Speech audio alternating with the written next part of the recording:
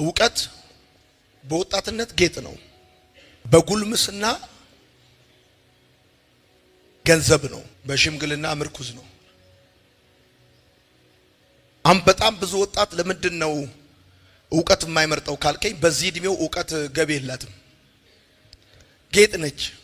እውቀት በወጣትነት ጌጥ ነው። እውቀት ገቢ መሆን የሚጀምረው እድሜክ ወደ ጉልምስና ሲመጣ ነው።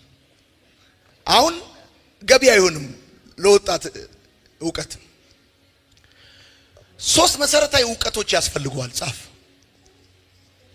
ሶስት መሰረታዊ እውቀት ያስፈልጋል ላንተ። ስለ ባዮሎጂ አይደለም ማወራው። የመጀመሪያው ቴክኒካል እውቀት ያስፈልጋል። ቴክኒካል እውቀት ያስፈልጋል። ሁለተኛው ኢቲካል እውቀት ያስፈልጋል። ሶስተኛው ቴዎሬቲካል እውቀት ያስፈልጋል። ሶስት መሰረታዊ እውቀት ያስፈልጋል። አንደኛው የሚያስፈልግ ቴክኒካል እውቀት ነው። ሁለተኛው ኢቲካል ነው። ሶስተኛው ቴዎሬቲካል ነው። የሚያስፈልግ ቴክኒካል እውቀት ያስፈልጋል። ሙያዊ እውቀት ያስፈልጋል። አሁን ብዙ ሰዎች መኪና ይነዳሉ፣ ጎማ መፍታት ግን አይችሉም። ጎማው ሲተነፍስ ምን ያደርጋሉ? አቁመው ስልክ ይደውላሉ ወይ ወደ ቤት ይሄዳሉ። ኢቲካል እውቀት ያስፈልጋል ብራዘር።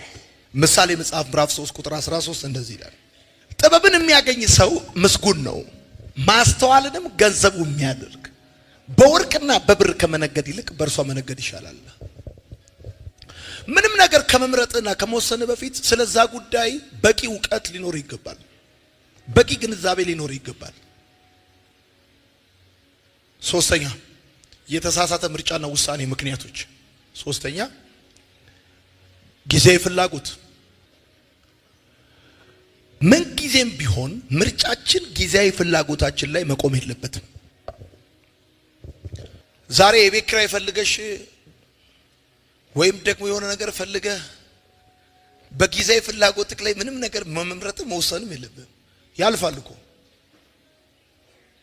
አንዱ የተሳሳተ ምርጫና ውሳኔ የምናደርግበት ምክንያት ከጊዜያዊ ፍላጎታችን ተነስተን በጊዜያዊ ፍላጎት ላይ ቆመ ምንም ነገር መወሰን የለብህም። ዛሬ አጣል ማለት ሁሌ ታጣለህ ማለት ነው። ዛሬ ቸግሯል ማለት ሁሌ ቸግራል ማለት ነው። ጊዜያዊ ፍላጎት ላይ ቆማችሁ ምንም አይነት ምርጫ መወሰንም መምረጥም የለባችሁም።